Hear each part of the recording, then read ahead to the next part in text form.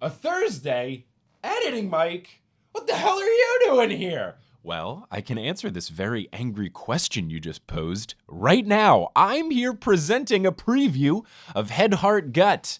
What is Head, Heart, Gut, you ask? That is our exclusive podcast RSS feed for multi-crew members. What's the multi-crew, you ask? Well, clearly you've skipped a bunch of intros and outros of Potterless, but I'll tell you what it is anyway. The multi-crew is Multitude's membership program, and with the support we get through the multi-crew, we do amazing, new, and exciting things. And much like your gym schedule, we have revamped the multi-crew for 2020. The promise of Multitude at its core is that it's an independent collection of people betting on each other. We want to keep making podcasts for you, and your support helps us do that.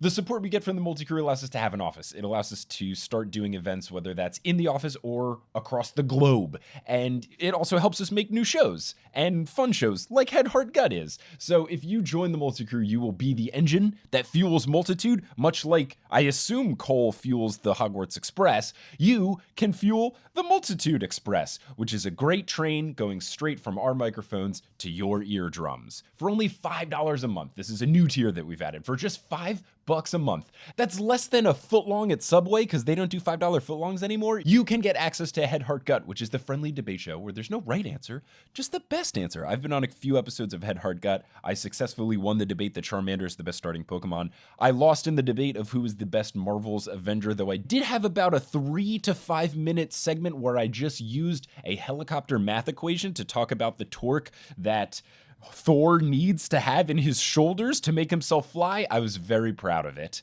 I defended Lion King as the best Disney Renaissance movie, and I served as the judge for who's the best squad member from the Harry Potter trio, which you are about to hear. And what's great about this RSS feed is that it's more than just Head, Heart, Gut. There's bonus audio, there's unreleased audio, there's live recordings, there's pilots for new podcasts, some of which I am working on, which will hopefully be released soon. So you can listen to some fun stuff and see what Multitude is marinating in our kitchen. If you want to go above and beyond, there's a $10 tier. $10 a month, you get the RSS feed, you get a Street Team sticker pack, you get access to a private Multitude Instagram, which is contributed to by all of the hosts, and you get a bi-weekly newsletter with photos from the studio, sneak peeks of upcoming content and events, and at least one dog photo guaranteed every issue. What's not to love? There's even higher tiers beyond that. At $20 a month, you get live streams, you get voting rights on what we do next. At $50 a month, you are enshrined on our founders wall, like one of those old school 90s employee of the month things. It's in the studio, it's fantastic. You get free tickets to all of our live shows and more, such as VIP access at those live shows. It's absolutely fantastic. It's great. If you really want to be a big supporter, we will welcome you with open arms. There's also discounts if you sign up for the annual subscription if you want to save a little bit of that cash while you support. So if you want to learn more about the multi-crew and how it helps us, and if you want to sign up, you can go to multicrew.club today. So what is this audio? Head, Heart, Gut. So normally it's a weekly podcast where we break up each of the individual arguments into its own episode, as well as the judge thing. But what we've done for this is just combined all of those into one big super podcast. In this particular debate, Amanda, Julia, and Eric Schneider discuss who is the best Harry Potter trio member, and I serve as the judge, jury, and executioner, as well as the stenographer and the courtroom sketch artist. I'm also the bailiff too. So sit back, relax, unless you're driving, then please stay attentive, and enjoy this supercut of the Harry Potter edition of Head, Heart, Gut. Friends, Romans, chosen ones, Quidditch bros, Muggleborns, lend me your ears. This is Head, Heart, Gut, the friendly debate show where there's no right answer, just the best answer. Every month we take an iconic set of 3 items from pop culture or the world we live in and pit them against each other. First, each of our contestants will present their choice, answering the questions on our definitive survey of greatness. At the end of each episode, other contestants will score them based on their head, heart, and gut, and will ultimately decide a winner of these 3 survey rounds. In week 4, we turn up the heat, where a special guest judge will lay down a ruling in a formal, structured debate. I'm Julie Schaffini, and I'm joined by my fellow contestants Amanda McLaughlin arguing on the behalf of Hermione Granger, Eric Schneider arguing on the behalf of Ron Weasley, and I'll be arguing on the behalf of Harry Potter as the best Harry Potter squad member. Let's get it going.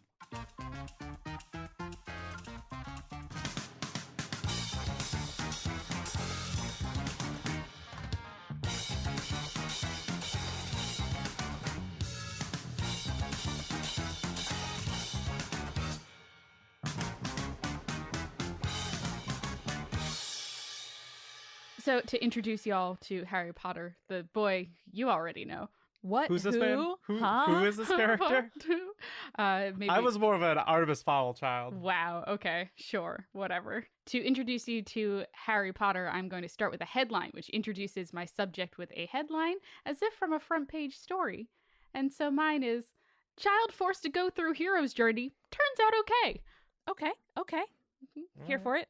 It's pretty like classic, I feel like that's an Onion article more than anything, but It is kind of an Onion article, which maybe is what we should change headline to in the future. Yes. Not a bad idea. I do like that, but also like, I mean, hey, you gotta go with a true headline, or don't. I don't know. Yeah, I like it. Next is the trading card. So this is taking the place of our stats section. This is what would be on the back of your subject's trading card. It can be a baseball card, Yu-Gi-Oh card, Pokemon card, whatever card you want. I'm going to say this is a chocolate frog card because, sticking to the Harry Potter theme. So Harry Potter, born July 31st, 1980, born in Godric's Hollow. He's a half-blood, though he comes from the Potter family, which is typically considered full-blood and one of the Sacred 28. His wand is 11 inches holly and is phoenix feather, and his Patronus is the stag. Another fun fact about Harry Potter, he is mentioned 18,956 times in the books compared to Ron, who is mentioned 6,464 times, and Hermione, who is mentioned 5,486 times. Sexism. Sure, that's one way to describe Ringing the bell. We're next going to move on to Harry's 3 best qualities. What makes him unique and how does he stand out? So, Harry Potter is an excellent teacher. So one of the things we learn about him in the entire plot line of The Order and the Phoenix is that Harry is charismatic. He's able to get people to rally behind him as he creates this illegal revolution. He is also a skilled teacher. He's able to help his fellow students through support and education to the point where they're able to learn spells that they were not able to master outside of DA meetings. So Neville finally learning how to use the Expelliarmus spell. Multiple members are able to produce a fully formed Patronus by the end of the DA sessions, and that is established by the section in the OWLs where the professor is very impressed by this. I don't doubt that they did much better under Harry's tutelage than they did in class, but wouldn't you concede that that's generally because most of their teachers were endangering them and kind of abusive? So I would argue no. All 3 members of the squad, Harry, Ron, and Hermione, are able to learn the Expelliarmus spell by 2nd year. Neville does not know how to do it by 5th year. So Fair. He failed to, be able to produce the spell as a student, but once he's learning under Harry's tutelage, he's able to do it. Now, I feel like you might say that someone who was maybe born and raised as a wizard might be really the best teacher to teach all of these kids in DA, or maybe the one that is most the book studious of the squad would be the best teacher at DA. But I mean, maybe it's Harry. Maybe it is Harry. Hey, here's the thing. Would all of the DA people have joined the DA or even gone to the meeting to join the DA if Harry wasn't involved? No. Several of those people just showed up because they're like, we want to hear Harry's story about how Cedric died. And he's like, this sucks. I don't want to talk about it, but I'm going to tell you because I am charismatic and I want to gain your trust. Manipulative. Also, I think that it's bullshit that Harry became a wizard cop instead of the Defense Against the Dark Arts professor. Anyway. Total same. Okay. Yeah, that's fair. So Harry is also a sassy bitch. So yeah, I'm going to just hit some highlights for me. So upon finding out that Hermione Granger intended to take 12 OWLs, he asked her if she was planning to eat or sleep at all that year. When threatened by Draco and his cronies after the Battle of the Department of Mysteries, Harry remarked that he supposed that, quote, Lord Voldemort's just a warm-up act compared to you 3, huh? And then Malfoy threatens that he was going to be dead because of what he did to his father, and Harry casually replied, funny, you'd think I'd have stopped walking around. Got him. Listen, Harry knows how to make a comeback. I'm definitely going to grant it to him. But he is also anti-knowledge, and that is evidenced, I believe, by his first comment making fun of Hermione for, I don't know, ambition and diligence. He just worried about his friend, and he's just being sassy and making her consider, hey, maybe this isn't the healthiest choice for you. Also, I would like to remind you of perhaps the greatest Harry Potter quote, where it is, yes, and Snape replies, yes, sir. And he's like, there's no need to call me sir, professor. I mean, that is the best Harry Potter quote. There's also a great one where Dudley is threatening to give Harry swirlies, and he's like, oh, we should go upstairs and practice shoving heads down toilets. And then Harry says that a toilet has never seen something as disgusting as Dudley's head down it, and then runs away. Got him. Yeah.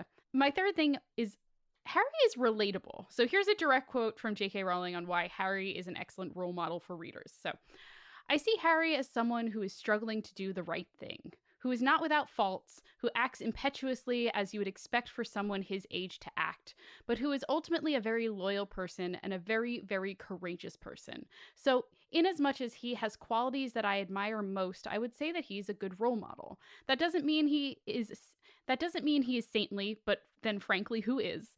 But I think that you do see enough of Harry's inner life, the workings of his mind in the book, to know that he is ultimately human, struggling to do the right thing, which I think is admirable. And I agree with J.K. Rowling. I will also say that at one point, he's put under the Imperious Curse by fake Mad-Eye Moody, and he's able to throw it off because he realized, I'm too happy right now. This can't be real. And then he's able to fight it off, which, like, mood, Harry. Happiness does not compute. What? Exactly. He was like, no, happiness? That seems fake. I don't know. This can't be right. So those are my top 3 best qualities of Harry Potter. Now, Julia, are you not going to acknowledge his canonical hotness? This might be because mostly I engage with Harry Potter via fanfic these days, but Harry, just hot. Like that's just number one quality for most. But I think like all of the trio are attractive in their own ways. I say as a useless bisexual. Next up is a new segment, which is Fight Club. So this is how would our subject beat the other subjects in a street fight? I have a very broad statement here. So I'm going to argue both in the sense that Harry could win in a magic fight and also in a street fight. I was wondering how we were all going to do this one. I was wondering who was going to use magic and who wasn't. The answer is both. Okay. So Harry is one of the few non-dark wizards who is able to be proficient in the dark arts at various levels. So he's able to cast simple dark charms like the Leg Locker Curse, the Full Body Curse, Reductor, Pimple Jinx, Knockback Jinx, Revulsion Jinx. But he also is seen using much more powerful spells like the Blasting Curse. But he's also able to flawlessly cast the jinxes, hexes, and curses that are not just taught in classes, but also taught in the Half-Blood Prince's copy of the advanced potion making. So stuff like Sectum Sempra, he's able to do the first time he tries it. Now, by able, you mean willing to read out a mystery curse that endangers the life of a peer. Yes. It's a street fight. What do you want from Look, me? one of her 3 best qualities of Harry Potter was not good judgment. No. He is impetuous, as we established in the 3 best qualities of him. Harry is also one of the few of the trio that has used 2 out of the 3 unforgivable curses. So, okay. I'm glad you brought that up, Julia. I'm not arguing it's a good thing. I'm saying he is powerful in using dark magic. So we should not forgive Harry Potter twice. Yes. Just in case you're tempted to forgive him. No, Schneider, a second time. To counteract that, Harry Potter is the only wizard to this day who has had all... To counteract that, he did cast 2 of the forgivable curses. No. Harry Potter is the only wizard to this day that has had all 3 unforgivable curses cast on him and survived. Oh. That sucks. Right. That's a bad deal. And if we're just talking about fists or muggle dueling, as they call it in the books, Harry's pretty adept at that. So, one, from being bullied for so many years by Dudley and his much bigger friends, Harry is now a scrappy boy. Harry can, put up some fists. And 2, because he was actually raised as a muggle, whereas, Ron is more likely to turn to magic. Because Ron, grew up with siblings who are always trying to cast spells on him and shit. And then Hermione, we only see really get physically confrontational with a character once, and it's the sucker punch to Draco in the 3rd book, which is it's a sucker punch, whatever, he wasn't expecting it. Excuse me? The Harry is mentioned as getting into several fistfights and physical brawls throughout the series. Okay, likes violence. Also, he's a big jock. He got muscles from flying, even though we can't establish whether or not one needs muscles in order to play Quidditch. I mean, you definitely have to hold on tight with those legs. Okay.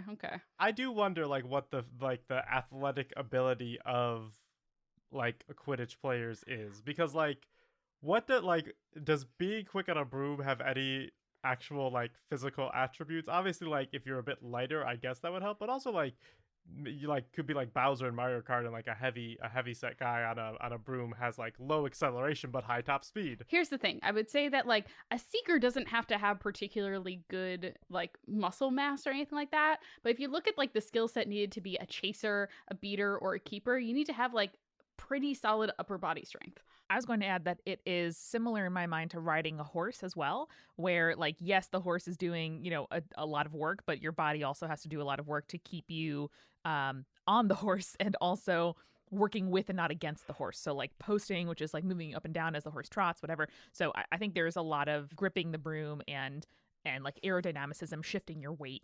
That's what I assume. I rode a horse for the first time last summer, and it is surprisingly physical. Yeah. Like I wasn't like, oh, this will be a walk in the park, but it is rough. Muscles in your body hurt that you don't know you have. All right, we're going to move on to Harry's Tinder profile. And I think Harry's Tinder profile would probably be like particularly jockey. So I wrote Gryffindor Seeker, seeking his perfect golden snitch. Oh, no. Boo. Oh, no. Whatever, it's fine. Would you want me to go the No, I chosen mean, this is one a segment path? that is designed to be booed. Because they're Tinder profiles. I feel like, he wouldn't go down the chosen one path because then you have to like Harry Potter wouldn't go down. That's what I That's heard. not what I said. Very anti-feminist Harry Potter. I think Harry Potter should definitely lose points for that. No. I think that Harry, like, he's not one to kind of dwell in the fame of his, name and status. So I think that he definitely wouldn't put like chosen one or something in his Tinder profile. He would just be like, You wouldn't say Harry Potter would put, won't you be my chosen one? no, I hate that. I hate it so much. That would definitely be like in a fake Tinder profile that Rita Skeeter finds and like thinks that she's scooping, but she actually just invented it. That would absolutely be the one that she would write for him. Yes, that's true and fair. Okay, we're going to move on next to the Nicolas Cage factor. Your subject needs to stand up to the white-hot crucible that is the interaction with Oscar winner and chaotic god Nicolas Cage. So how would you put Nicolas Cage in the mix? So this is always like the hardest section for me, and I don't know why. I think we can all agree that The Cursed Child is trash and not canon as far as any of us are concerned. No. I have no opinion. Okay. So I'm going to suggest instead a better sequel to the Harry Potter books. Okay. Harry Potter is an Auror. Again, I disagree with this choice in profession. He should have been Defense Against the Dark Arts teacher because the curse was broken when Voldemort died, so there's no reason he shouldn't be. Anyway, in this, he is an Auror. Something hinky's going on with like international wizarding affairs or something. So the United States sends in their top guy to help out with things, and it's Nick Cage. It's not even like a character, it's just Nick Cage playing himself.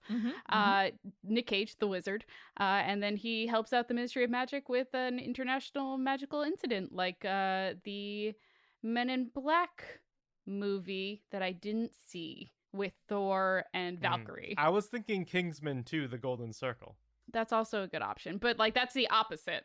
Both films in which a British and an American person team up in their respective organizations. Or Hobbs and Shaw. Yeah. And now my final fun fact about Harry Potter. Harry usually has the last line in every Harry Potter film. And as we know, last word, last laugh, best character. She ends it with a end headline, a bottom line, Yes, if you will. a bottom line. Bottom line is, you did great, Julie. Good job. Oh, thanks, bud. You did great, but now me and Amanda must judge how great you specifically did do. Thank you. Yes. We will be judging you now with our head, our heart, and our gut. Amanda, where would you like to start? I think Julia gave us a lot to go on in terms of head. We have a lot of reasons why Harry is valuable. Didn't need to go over the whole like saves the wizarding world. Okay, yes, we all know that. So I think that Julia had a very like optimistic and also rounded view of his character. So I'm happy giving full marks for head. A full 5. Nice. What do you think? I mean, I think she did. I think she did very good. But I'm just like head. I think we have established that it's very hard to give 5. So far, the only 5 has been given when Mike did legitimate math. I'm willing to go 4.5. Okay. But because I do fully agree that she did a really good job of not like just giving us the stuff that everybody knows about Harry Potter. But I feel like you really, for head, you really have to give us some like above and beyond. And she did great, undeniably. But did she go above and beyond? It's an A, I'm but not I'm an not A+. convinced. I didn't calculate the body mass one needs in order to fly on a broom for like the perfect speed or something like that. Yes, exactly. You did great. You did great. But 4.5 still very good. This is Still I'm good. very excited about the 4.5. Head is usually my worst section. So For heart, I feel like she did a good job, but I feel like there is a lot of emotional stuff in Harry's life that happens. Yeah. Obviously, the death of his parents and all the other sad shit that happens to him. His relationship with Dumbledore. I don't know if Dumbledore was mentioned once. Yeah. Dumbledore's entire army argument. in passing, but Harry's story is much more than Dumbledore and his manipulative nature. It is much more than that, but it is an important part of it. And it's an important part of his heart. I didn't want to talk about how his family died, he was abused, he was manipulated by the one person he trusted in his life. I didn't really want to dwell on the sad shit.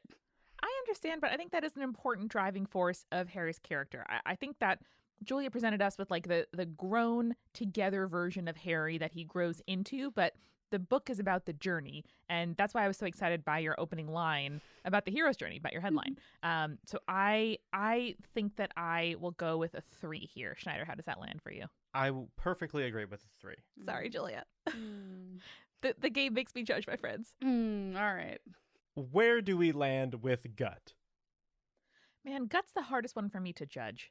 How do you define this, Schneider? What is your like decision making rubric? I think it's just, for me, it's a culmination of everything that was said. Do I feel differently about the player's choice after their argument? Am I genuinely convinced that they might have picked a better thing than myself? And I'm obviously no. My thing is the best. Sure, of That's course. the whole point of the situation. But do I question myself during it? That's how I view it. Okay, so where are you coming at here? And I feel like I definitely thought about Harry Potter in ways that I hadn't because of that, but not in a way that I was like, oh, Harry Potter definitely is better than Ron. So I'm going to say a 3.5 or a 4. Okay. Yeah, I think it's hard to deny that the titular character of the Harry Potter universe is not in the running for the best character. Julia pointed out some of the highs, but I just, there's so much about Harry that I think anyone could do in this kind of structure, but I'm okay with the 4. I think Julia did an admirable job. Didn't have me quaking in my boots, but, brought with good conviction why Harry is her choice. All right. Well, I am happy with a 4. I feel like all of my points here are reversed from what I usually get in Head Heart Gut, which I'm into. It does seem that way. I do feel like you are kind of right that they are kind of swapped on this one. But Julia, your score remains, I think, from the last time you argued at 11.5. Yo. Which I think was your score at the end of the season. Hell so, yeah. Congratulations, a very admirable score. Sorry about the 1-3, but okay. but I'll live with it. that's how it breaks. I'll just have to bring the passion when we get to the judging round. So next week, I'll be arguing for a real keeper, Ron Weasley. Boo! Boo, boo, boo, boo.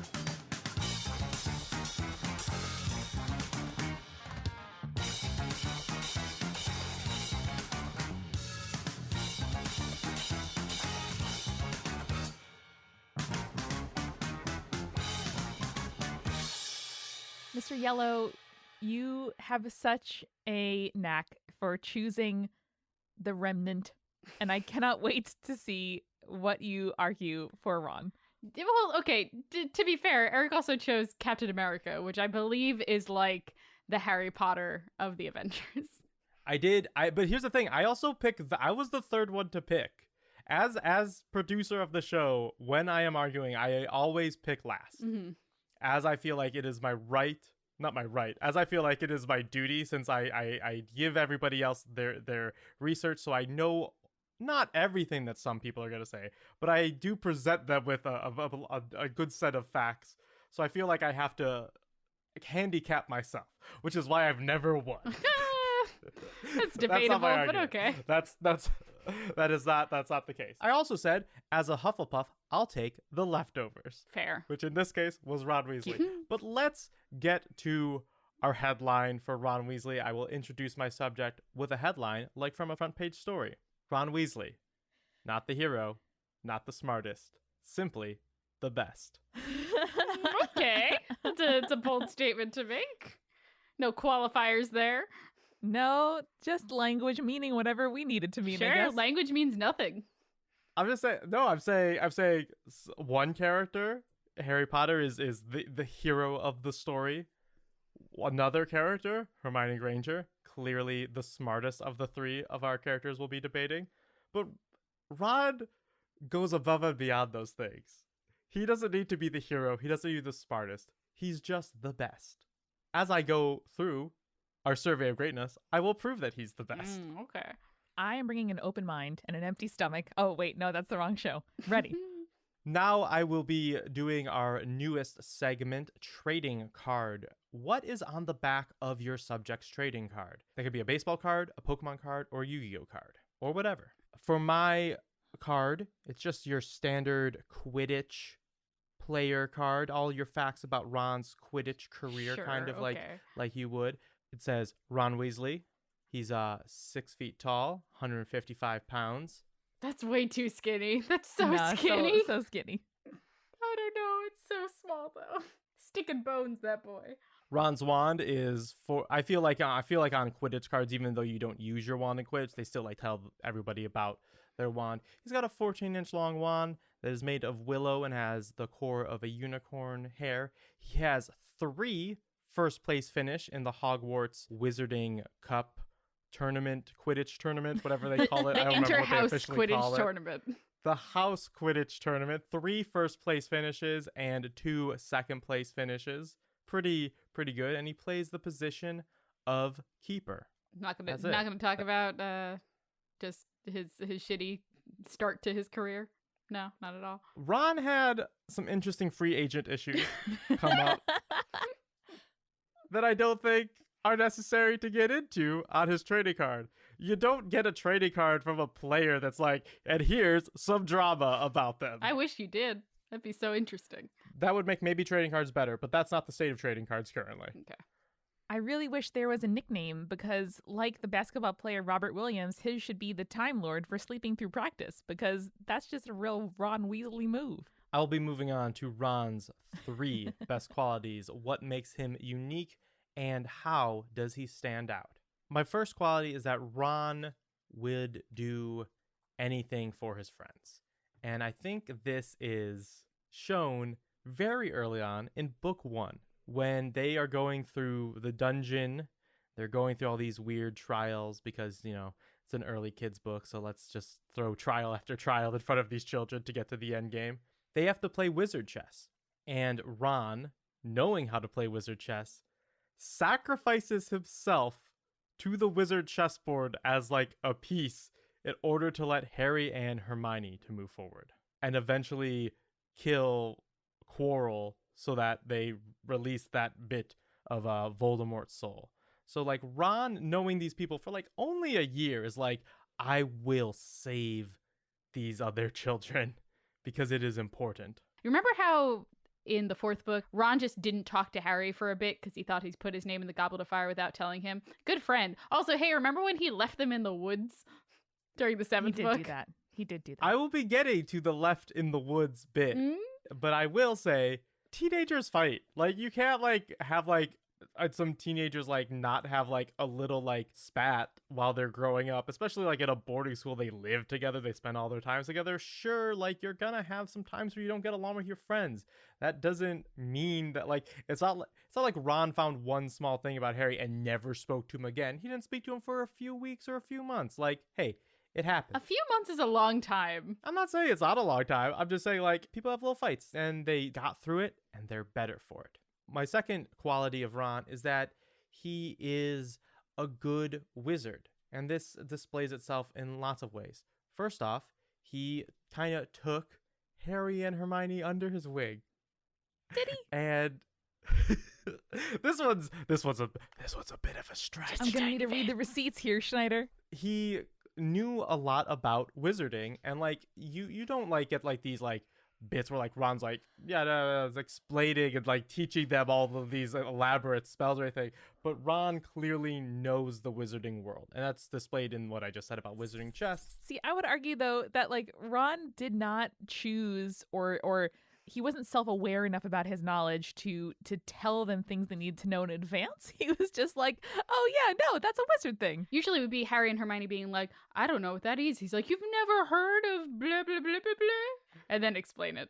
Even if your guide is a bit of a doof, having a helpful guide that teaches you about the new wizarding world that you have been thrust upon because of weird wizard DNA that you didn't know you had. I'm not saying Hermione and Harry would not have been great wizards without Ron.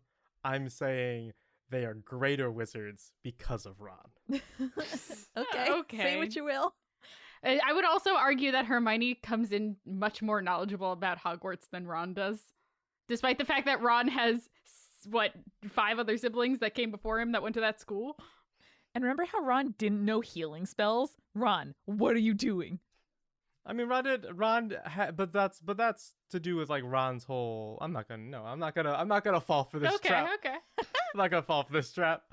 My final quality of Ron has to do exactly with what Julia said when he left them in the woods. Now, if you remember, Ron did not leave them in the woods of his own volition. Ron was under the influence of a Horcrux of Voldemort. Is this your best quality? Being under the influence of a Horcrux? No. But once he was out of range of the Horcrux, he realized his mistake. And he fought hard to eventually get back to them and then saved Harry's life. Because Harry's like drowning in some weird pool of water, and then there's like a bunch of weird visions of Harry and Hermione that are like making out, kind of Bogartish to like make Ron very scared, but Ron still manages to get the Sword of Gryffindor and destroy the locket. So that, I think, shows Ron's ability to right his wrongs when they do occur, but also like be realized what is happening and how he can improve going forward. Ron's always on a journey of improvement. He doesn't think that he's like the best at any point, but he knows that he can improve. And I feel like that's a great sign of that. He gets out of this dark influence and then he goes back. And I think that's a big step and a big boon in Ron's favor. I find that really interesting because I think that like one of my biggest criticisms of Ron has always been his like feelings of inadequacy are what drive him forward. And I actually really like the way that you framed it differently, in that Ron always sees like another step he can move forward rather than Ron feels inadequate to his friends and loved ones and like all the accomplishments that his siblings have done. Yeah, I feel personally attacked because I too am driven by feelings of inadequacy, but I have not yet framed them as ways in which I can improve. Mm-hmm. Well, as long as you don't get near any 6th of evil people's souls, I think you'll be fine. Yeah, I'll do my best. fair. There are 6 of us here in Multitude. Ooh. Happy Halloween. Well, there was 5 other people, though. And also none of our souls have been split and put into evil Not objects. that you know know of. of. True. Now I'll be moving on to another new segment, Fight Club. How does your subject beat the others in a street fight? Lanky. Wide reach. A Big literal twig. wingspan. I think if Ron, Hermione, and Harry get into a fight, just like on the grounds of like they're hanging out at Hogwarts, they're in like the quad. Here's what happens. Hermione plays dirty, immediately goes for some kind of hex or curse or thing like that Wow. with magic. Bold. Throwing her under the bus. I think it happens. I'm just saying we're in a street fight, and sometimes in a street fight you play dirty, and I think if anyone's gonna play dirty, it's gonna be Hermione. Hermione is the one that cast the Petrificus Totalis on Neville at the end of the first book, right? I have no idea. Yes, I'm correct. Only proves my point, I think. Then I Yes, guess I agree. I'm not sure what that spell does. I'm not sure. It's the like full body binding one, and he falls on his face. See. Then thank you for providing evidence for my case. You're welcome, Julia. bud. So that happens. Ron, with his very like natural flick of the wrist that we see in the films, where Ron has like the most natural like magic caster, like Yes. he's always like just kind of flinging spells, whereas like the other two of them always like aim their wand before casting. I think he like casts that aside. That's how he takes care of Hermione. Then him and Harry just go at it brawl style, and Ron just has the height advantage and also has older brothers, and I think older brothers are tough to probably be with. I don't know from experience. But unlike Harry, who had to deal with like bullies, you're not like bullies are just gonna be mean and beat you up. You're not gonna like get in some training with your bullies. Whereas like I bet like Fred and George and Charlie and all of them let Ron like rough them up a little bit. So I think Ron has a bit more fight experience because of the older brother factor. So I think he takes care of Hermione after she plays a bit dirty with some spell casting, and then I think he goes after Harry in a physical wrestling type bout and takes him out due to size advantage and brotherly love. I want you to tell me, please, what Ron's wrestling finisher would be. Ron's wrestling finisher is a DDT. Of course it because is. it's the first thing that came to mind. Great. Awesome. Love it. Here is Ron's Tinder profile. Oh, Oh, baby. It says, Ron Weasley, 6 foot tall. It's got, because if you're over 6 feet tall, you have to put that you're over 6 feet tall on your Tinder profile. That's the law. I hear that's correct. Then it says, Quidditch season, greater than sign, sweater weather. And then it says, save the world 4 times so far. Is this his 4th year that he's doing this in? Yeah, this is in year 5. Okay. That this is happening. Also, all of the pictures are badly cropped group shots that he is in. Yep. You see Harry's So it's arm. like him clearly with an arm around someone, clearly like a really pixelated zoom in of like him and on like a Quidditch team group shot. I think it's like it's always like there's no like solo pictures of Ron, and like because he is a wizard and has no idea how cell phones work, he has not figured out how to take a selfie. Also, it's the 90s, so selfies aren't a thing, but Tinder's not a thing. We're in a magical universe and had haircuts, so like Also, there's magic. but he definitely doesn't know how to take a good selfie, so he's always just cropping people out of group shots. I'm kind of blown away how embarrassingly accurate this is. Right? This is the one I'm most proud of. It's 'cause I was very like, "Ooh, good. this is exactly Ron. This is extremely good. I'm into it. Any shirtless pics. Maybe, but maybe it's like cropped in poorly. It's just his torso. But I don't think so. I think mostly they're gonna be like him in the robes, like with like a cropped out Harry, or like the group shot of the Quidditch team. Awesome. I love it. We rarely see any characters with their shirts off in Harry Potter. I think only when they like go to like unlock that egg. And Cedric One of the in few that times. locker room. Mhm. Yeah, that is the one scene. Oliver Wood being hot for only a few years before he aged out of Hogwarts. We're gonna bring it back to reality with the Nicolas Oh, Cage. yes. The most real of all things. Your subject needs to stand up to the white hot crucible that is an interaction with Oscar winner and chaotic god Nicolas Cage. How does Nick Cage get in the mix? Here's my strategy for the Nick Cage factor every time. I write down a 1-sentence prompt for myself, and then I have to figure out what that means live on air. Okay. Because I feel like you have to be as chaotic as Nick Cage in the Nick Cage segment to get in that headspace. So here's what I wrote down this morning before wrapping up my research. I hate this. I hate this so much. Nick Cage is Ron's new dad. No, you can't replace Arthur Weasley. He's so Are you killing him good. off?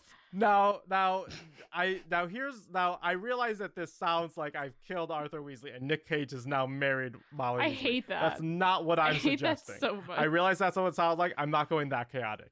What I think this means is that we imagine the Harry Potter movies were not filmed at all. We're doing an HBO miniseries instead.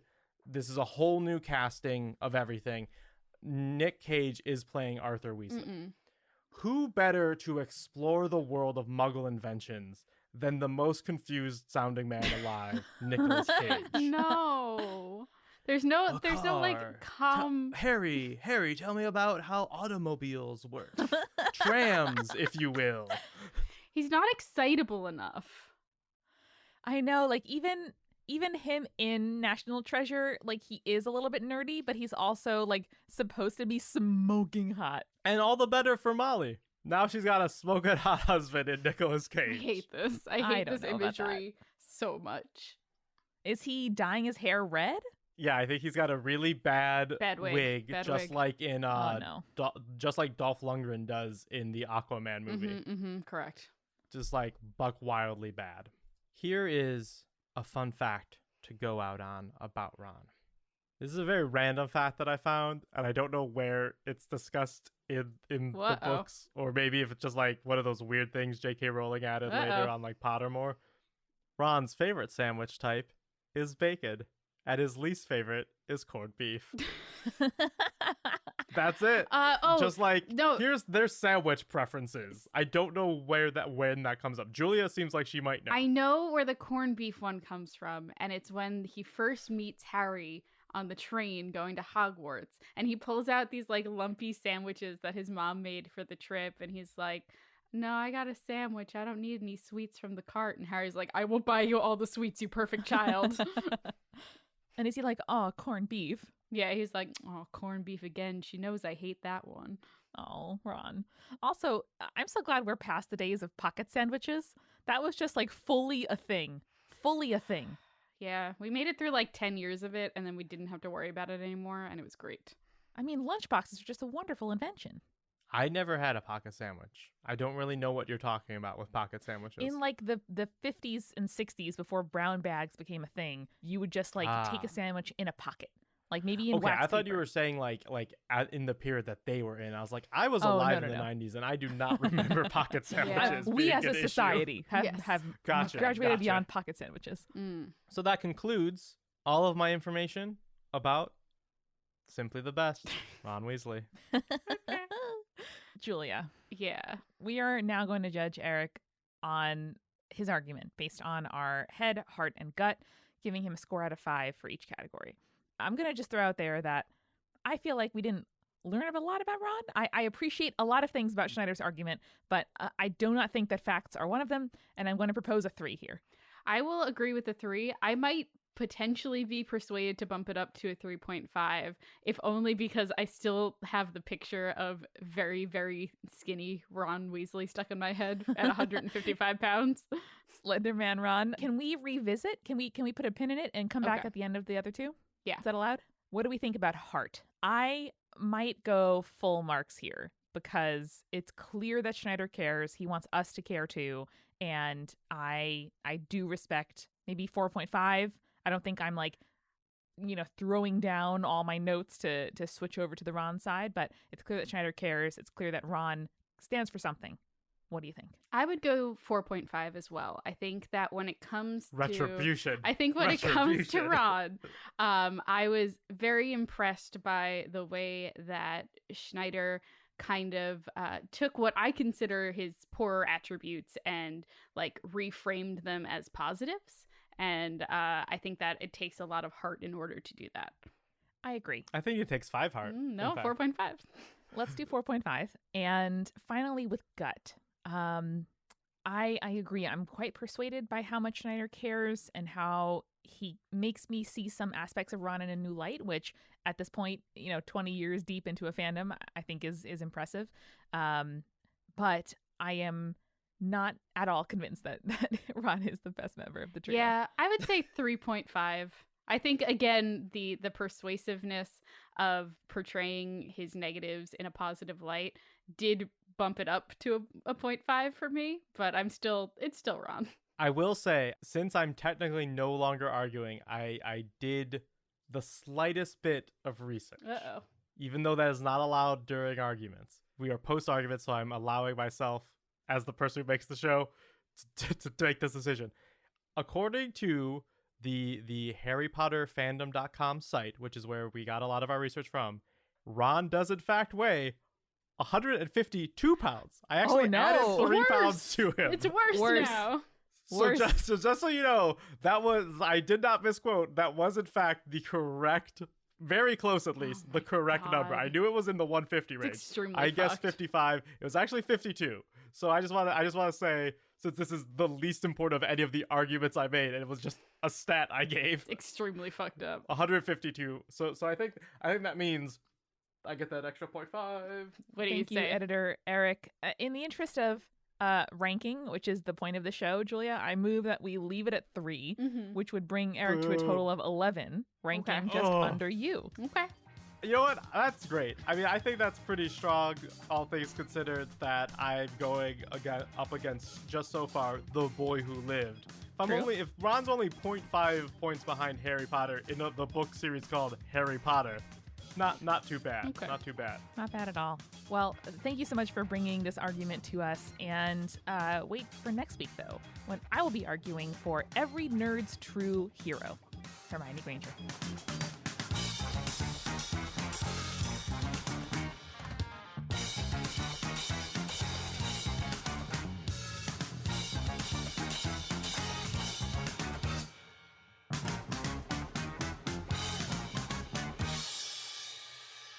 Folks, we're here, of course, to venerate Hermione. And I'm going to start You are. out. I thought we were here with- to debate. Well, You are here to do well, that. at the end of it, we'll see. We'll see. I am here to introduce Hermione with a headline from like a front page story about her, of which there have and will be many. And it's just Hermione Granger, MVP. Okay. That's all you have to know. It's just Hermione. Without her, the Dark Lord would definitely rule us all like many times over. She's fierce, she's smart, she's the best, and we're going to get into why. Interesting, since Ron, in fact, was the MVP of the Quidditch team, I presume, at one nope. point, one season. Nope, Well, not at all, maybe. actually. I regret to inform you that as in life, Quidditch doesn't mean anything. Sports mean nothing. Speaking of sports, though, we move on to a trading card. So, like, what would be on the back of my subject's trading card? And also, what kind of trading card would it be? I am going to make Hermione a canonical part of a very special trading card game I had as a kid. It's the President's trading card game. I hate you. And what is this? This is a real thing I had. And on the I back don't doubt it. of Hermione's card, on the front, we see a regal, wonderful portrait of her in robes, maybe a couple cats around her, looking out at the wizarding photographer. And on the back, Hermione Granger, 5'5" in her stocking feet, 5'8" in her getting shit done boots. And her description reads, first Muggle-born Minister of Magic, war hero, scholar, diplomat. That's Hermione, y'all. Can you give me more information about the Yes, President sorry. trading card I'm game? too distracted by that. I don't know if it was really a trading card game because there's kind of a limited number. Oh, but you mean it was just- right. flashcards? Flashcards are what No, you're describing here. They weren't for study. They were just like nice cards with a portrait of the president on one side and stats about them on the back. Okay. Like years. Did they come in packs? Did you have to No, collect it was a deck. It was a deck. It was a deck that game. Okay. Yeah. Okay. I mean, I guess it's just a very slow trading card game where every 4 or 8 years, except that one very special year when FDR came back for a third go round, you just get a The new third one. edition. You know, there's a lot of first edition Pokemon cards. There was one third edition president card. Well, I also like that you keep using the word game, even though there's no game. There's nothing. And also, if you get all of them at once, there's no reason to trade. the game is memorization and the point is winning. I'm very happy that Hermione got one of these. That transitions me very well into the 3 best qualities of Hermione. What makes her unique? How does she stand out? And the first one is diligence. So if Hermione doesn't know something, she will find out. If she does something badly, she will improve. This may make her a little bit stubborn, but she is the person you need around to get the job done. It also explains why she hates breaking rules. Some here may, in their slander, make fun of her law-abiding nature, especially early in the books, but I would argue that she is just trying to perform her job, which in that case was student of magic, as diligently as possible. Secondly, Hermione is definitely loyal. So she is not reckless and headstrong in the same way that Ron and Harry are, but she is still a Gryffindor for a reason. She'll go to the ends of the earth for people she loves, or even people she is kind of meh about, but who belong to the Hogwarts or greater wizarding or just human community. She erased her parents' memories and sent them to Australia, recall, obviously at great personal cost, in order to protect them from war. This is a loyal person who will go to the ends of the earth, or Australia to protect the people she loves. Australia is on the edges of the earth. I'm surprised, Amanda, that you only kept it among the human community when we know that Hermione has strong feelings about other species of intelligence. Julia, you're incredibly right. And that transitions me into bravery, because Hermione goes where no other wizard or child has gone before. Now, this starts with small things like braving. Hermione in space. I wouldn't be surprised. But she doesn't mind trying braving new and dangerous spells like Polyjuice and the Protean Charm, which made those Dumbledore's Army coins. She goes after what she wants, whether that's the ability to, go into the restricted section of the library or fighting on behalf of a subjugated in some arguments species, which are the house elves. She is straight up like hero brave, hero courageous. She sought Quirrell. She fought Devil's Ivy in the Sorcerer's Stone. She pursued the Basilisk in Chamber of Secrets. She solved all of Harry's challenges for him in Goblet of Fire, some would say, and captured Rita Skeeter in a jar, and also did the absolutely breathtaking task of changing her image in front of her peers. That is bravery. She also stands up for herself in front of her friends, which is maybe the bravest of all. At least it was to me as a nerdy and somewhat solitary kid.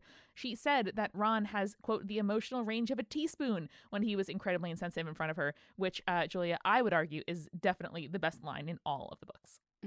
It's an excellent one. I do like the part when she panics while she's fighting the Devil's Snare. Not Devil's Ivy, Amanda. Oh, yes, thank you. What was the context in which he captures Rita Skeeter in a jar? I remember she polymorphs her into something, but like, why does she like... Rita is an unregistered animagus.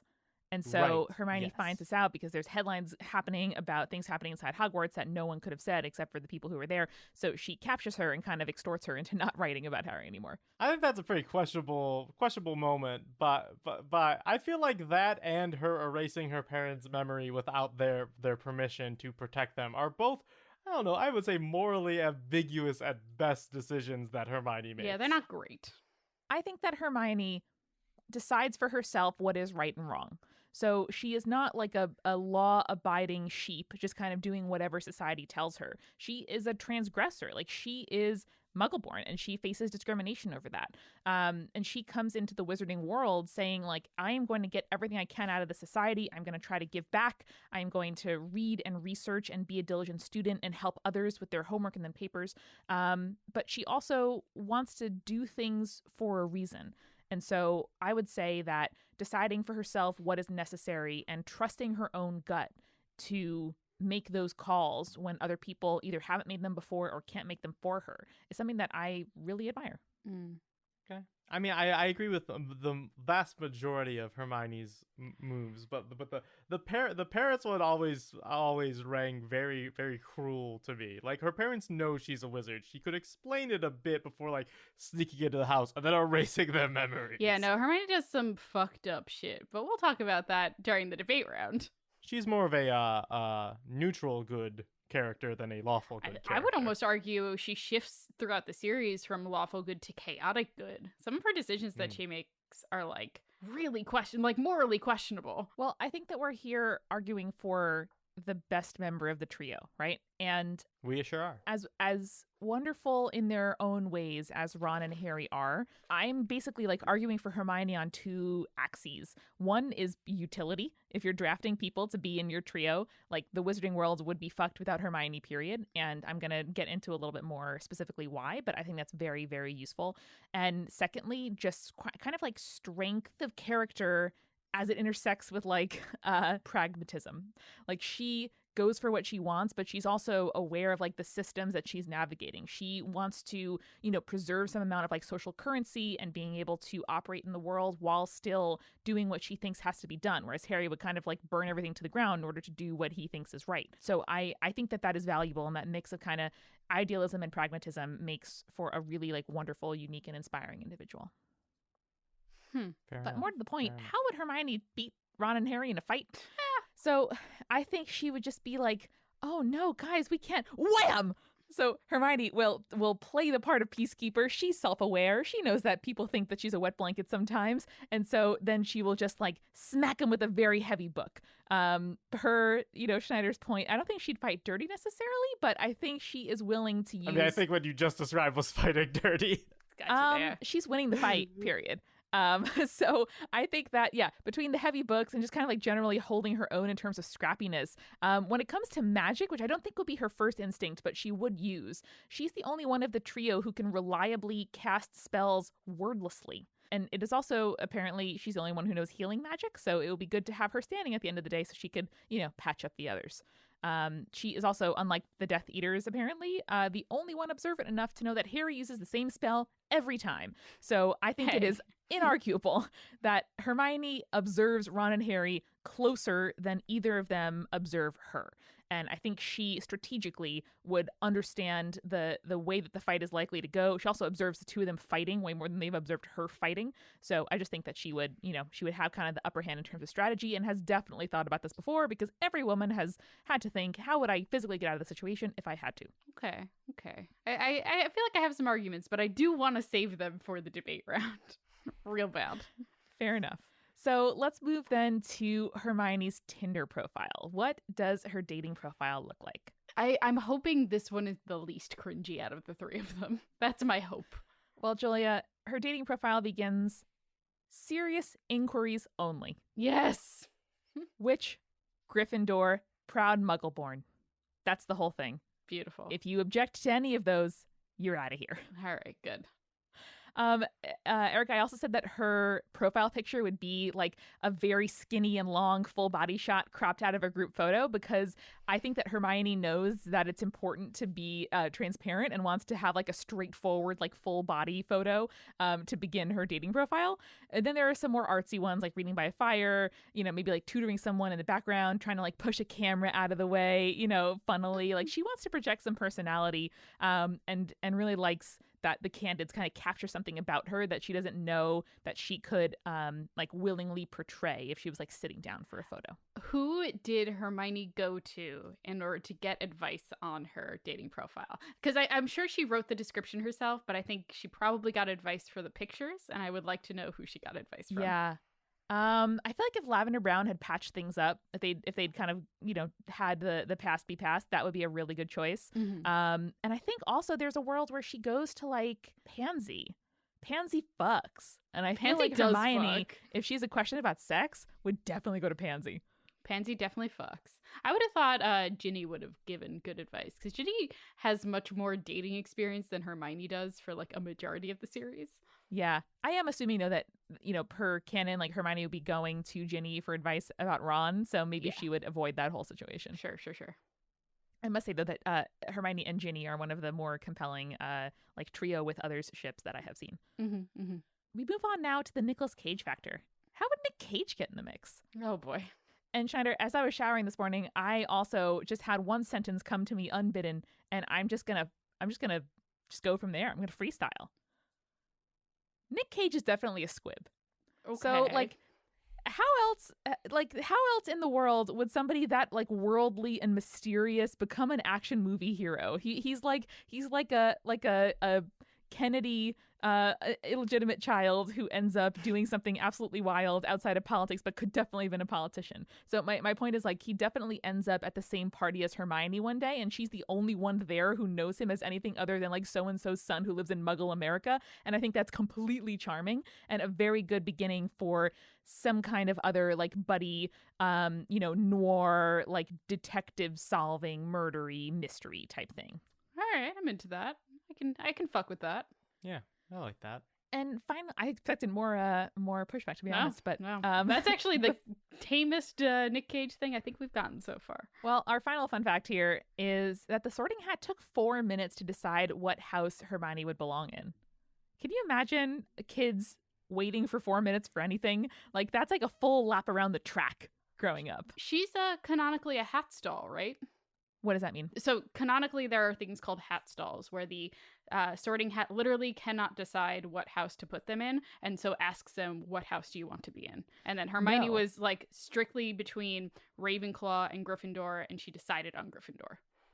My understanding was not that she decided on Gryffindor, but that the Sorting Hat ultimately decided upon Gryffindor.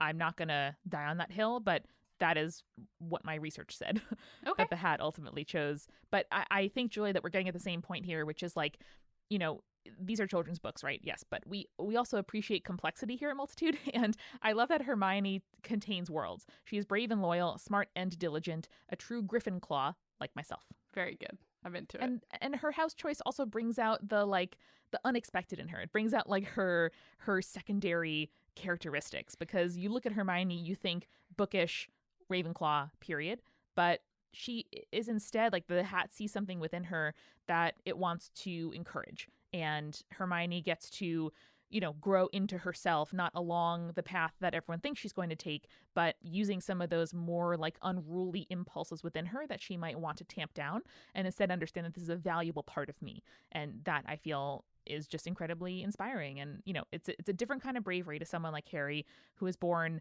not knowing who he is, but knowing like what he stands for, and always just follows his gut. Hermione needs to decide a little more. Interesting. I like it. All right. I'm not completely convinced, but you've made some solid arguments, madam. Thank you. Julia, we must now rate Amanda's argument for Hermione Granger with our heads, our hearts, and our guts. Let's talk about the head. Okay. Logically, how do you feel about this argument? You know, for a Hermione argument, I don't feel as though it was particularly head heavy. I agree. I also feel like Hermione has a big list of boons. So I feel like I'm trying, like I said in your episode to Amanda, how I feel about the gut. It's about, have I been swayed from my choice to another choice? And I feel like Hermione is, in a lot of ways, the obvious pick. Mm-hmm. So in this case, I have to stamp that down and like think like, was what is presented just the truest of all the cases? I feel like it was. I feel like I didn't like learn a ton about Hermione, but I feel like that's because we all know so much about Hermione. Right. We all know so much about Harry Potter, which makes it really difficult to get the head section across. Yes.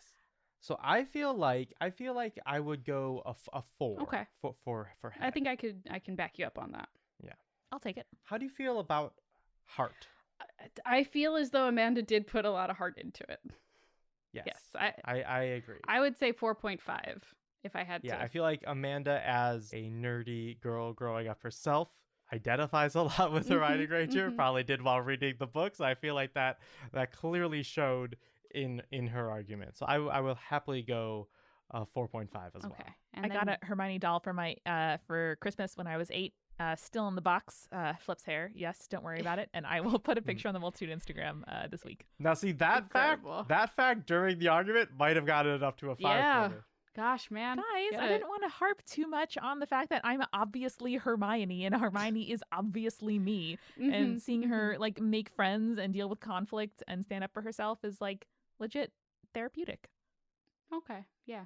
All right. I'll go for the 4.5 on this. How do we feel about gut? So okay, a little parting the curtain a bit. Amanda and I were going back and forth over who would get Hermione and who would get Harry in this the final thing. And I think did it end up I yielded Hermione to you, or I insisted upon giving Hermione to you, Amanda? I believe that you said it makes more sense for Amanda to do Hermione. Okay. Was the general word. Yes. In that sense, I already feel very strongly about Hermione, and I can't say I was like completely convinced like, yes, Hermione is definitely the one, only because I am very much kind of, I'm not going to say I'm in that boat already, but I could be swayed in that direction already. However, I don't know. 3.54 maybe. What do you think? I think 4. Okay. I feel like Amanda gave that. This is not a negative. I want to be very clear. The argument I expected for Hermione, and I feel like it was a strong argument, and I think that should be awarded properly. So I think 4 is the place to go. Okay. All right. So that brings you to 12.5? That brings her to a 12.5, which might be the record. It's either 12 or 12.5. So congratulations to both Amanda and Hermione Granger for either tying or beating the head, heart, gut scoring Wow, round. all right. Hermione Good job, is Hermione. privately devastated not to have gotten a 15, but publicly will be like, oh, it was really tough, guys. Yeah, unfortunately for Amanda, we do not have a time turner, so she cannot go back to improve those smallest bits of her argument Fuck. to make it perfect. But Well, I sure will for the judgment, buddy. Just you All wait. right. Sure. And that is next week on Head, Heart, Gut. welcome to the judgment episode of Head, Heart, Gut, the friendly debate show where there is no right answer, just the best answer. Over the last 3 episodes, our contestants have argued about which Harry Potter trio member is best. Ron Weasley, Harry Potter, or Hermione Granger. Through our rigorous point system, we concluded that Hermione Granger is the best. Oh, wow, what a shocker. It was close. But we have another chance to prove ourselves in front of our judge, Michael Schubert, host of the best Harry Potter podcast this side of the Mississippi, Potterless.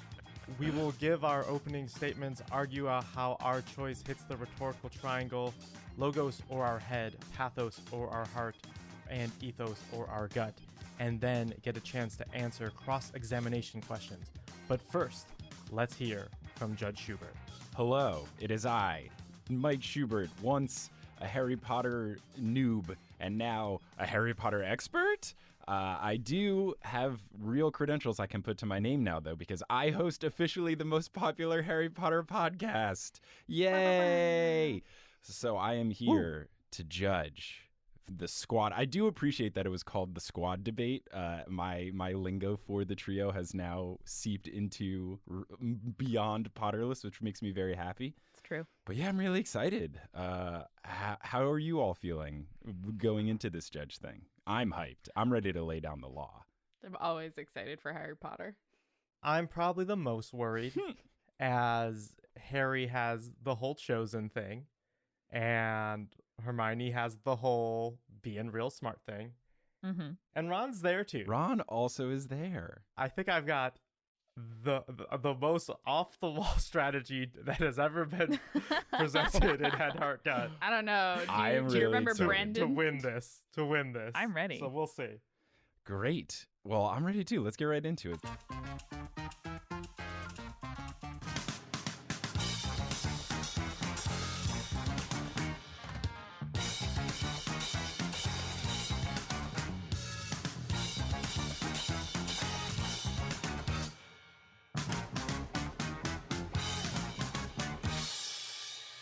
So we begin with the opening statements. Each contestant is going to have 1 minute for opening statements to present their choice. I get to pick the first person, and I'm really excited to see what Schneider's bringing to the table here with Ron. So, Eric, how about you kick it off? Mike, I would love to kick off this this episode of Head, Heart, Gut about Ron Weasley. Not about Ron Weasley, but about my choice, Ron Weasley, with the simple fact that Ron Weasley is the heart of the Harry Potter squad. He might not have the brains, he might not have the chosen one thing, but he is clearly the one that is the friend, the glue that holds them all together. And more importantly, Ron Weasley is the best at basketball. The pandering. That's it. That's all I've got. You've for got my 20 opening seconds statement. if you want. I'm good. I'm ready to show that Ron Weasley is both the heart of this group and also the best basketball player in the group. Those Okay. are just okay. Well, I have taken note of that.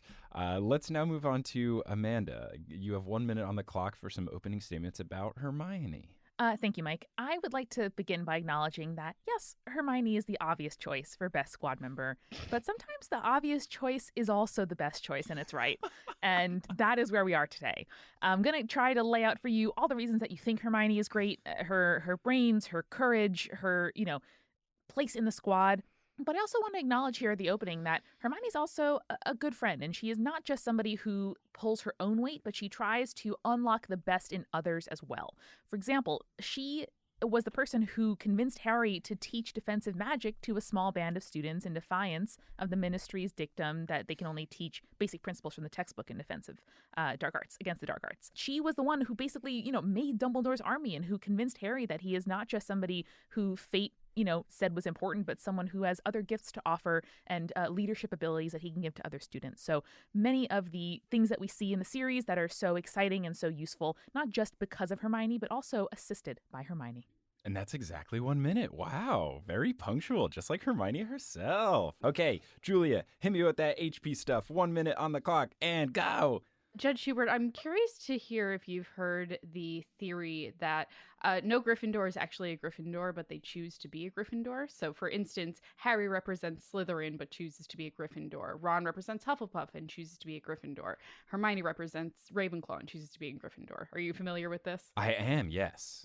Okay, so I believe, Judge, that each of our choices here today actually represent both the head, the heart, and the gut. And I think it's really going to be interesting to see if we can expand upon those things. And I really do believe that while Harry might not be the forefront for head or forefront for heart, I think that he does exemplify all of those things in ways that his opponents or friends, depends on how you see it, do in this challenge.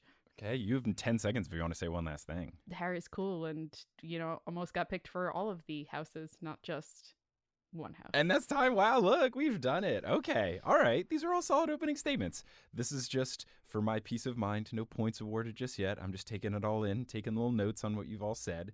So we're now going to move on to the first actually scored segment of this judging thing. And I must say, it is fun to be called Judge Schubert because my uncle actually was a judge. So he really was Judge Schubert. So I feel like I'm really living through that. There's this great YouTube video where two people got into a fight during one of his court cases. And you can see him in the background get covered by security to make sure he doesn't get in the fray. Fun stuff. So shout out to Uncle Buck. So we're moving on to head. So head is Logos. We're going to be discussing why your squad member is the best logical person to choose from. I'm going to just pick somebody to start. Let's go in reverse order of what we just did. So let's start with Julia. You will have 2 minutes on the clock for this round, and afterwards I will be awarding points in a 3-2-1 scale based on who did the best. So Julia, 2 minutes on the clock for a head or Logos argument for Harry Potter, and your time starts now. Now, Mike, I believe that it is easiest to pick a best person when you know the most about them. So I will state, just to start with, that Harry Potter is mentioned 18,956 times in the books, compared to Ron, who is mentioned 6,464 times, and Hermione, who is only mentioned 5,486 times. Now, we can also say that if we want to talk statistics here, Harry Potter has destroyed the most Horcruxes. So while each of the trio has destroyed one Horcrux, Harry the Diary, Ron the Locket, Hermione the Cup, Harry also destroyed Quirrell, who is a semi-Horcrux during the Sorcerer's Stone, and sacrificed himself in order to weaken Voldemort because he had the last piece of Voldemort's soul in his own body. I will also say, Mike, I know you don't like Quidditch, but Quidditch statistics have to speak for themselves. So in the series, Harry only plays 10 Quidditch games and wins 8 of those. And the reasons he doesn't win the other 2 is, one, because he is knocked out by the effect of the Dementors, and the other is because he's knocked out again, but this time by Cormac McLaggen, who's an asshole and was trying to be cool and was teaching the beaters how to, hit bludgers, and hit one right into Harry. Dumbass. Hate him. I'll also say, just because I have some mythology background, Harry's wand is extremely powerful. So it's a holly wand, 11 inches, phoenix feather. Holly is typically considered a protective wood, and typically holly wands choose wizards destined for dangerous and spiritual quests. Phoenix feather also is one of the most rare core types and is capable of a great range of magic, not just anything in particular. Patronus-wise, Harry's is a stag, which usually represents someone who is highly sensitive and has strong intuition, and a person who can deal with challenges with grace and determination. So in conclusion, Harry Potter, mentioned a lot, good at Quidditch, good at destroying Horcruxes, and like genuinely all of the choices he has made represent a strong-willed person. Okay, that was pretty solid. I gotta say, pretty logical argument for why the main character is the best. You've done it. Thank you. So, keeping in that reverse order from last time, we'll now move on to Amanda to discuss why Hermione, logically, is the superior member of the trio, the squad. You have 2 minutes on the clock, and begin. This is a section you are expecting, Mike. I'm going to show you why Hermione is vital to the plot of every single book and also the defeat of Voldemort, because without her, he would be ruling the wizarding world. Okay. So, book 1, she realized what Fluffy was guarding was the Philosopher's Stone and solved the puzzle in the dungeon, the logic puzzle that let them proceed to go find it, including defeating the Devil Snare, which definitely could have killed those children. Book 2, though she got petrified by the basilisk, she still made defeating the big bad happen by tearing out a book page on basilisks and writing pipes on it, which allowed Harry and Ron to understand the manner in which the basilisk moved around the castle.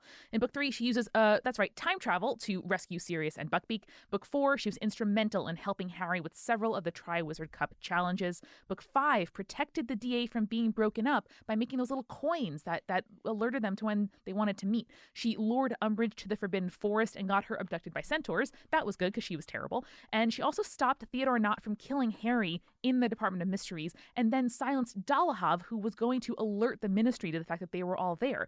Otherwise, that wouldn't have happened. Book 6, she was rightly suspicious of the Half-Blood Prince, and I will say book 6, kind of a low point. She was kind of sidelined into a romantic subplot, and it was very boring, but she still managed to come through and, with her intuition and her knowledge, know that Harry should not be knowing these spells, her knowledge of Harry, and saying, hey, maybe there's some dangerous stuff in there, so there was. Book 7, she read Beetle the Bard because Dumbledore left it to her. She made the bigger on the inside bag to carry their supplies and let them live in the wild for several months. She saved Harry's life when Nagini attacked them in Godric's Hollow, just straight up saved his life, and also saved him again by disfiguring his face when he was captured so he wasn't identified right away. And finally, of course, destroying the Cup Horcrux, getting a hand on that ball to directly, literally help kill Voldemort. These are all the ways in which Hermione was great and dope, and not even all the small ways in making them not kicked out of school and finishing their homework, and like being normal people in the world.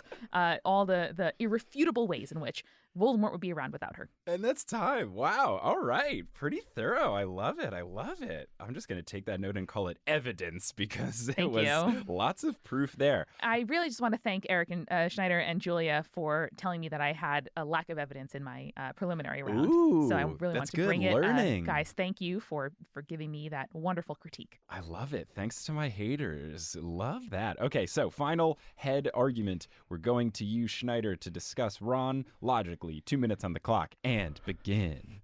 Ron Weasley is not the logical choice for best Harry Potter squad Okay, member. do you want your time? This is an indisputable fact.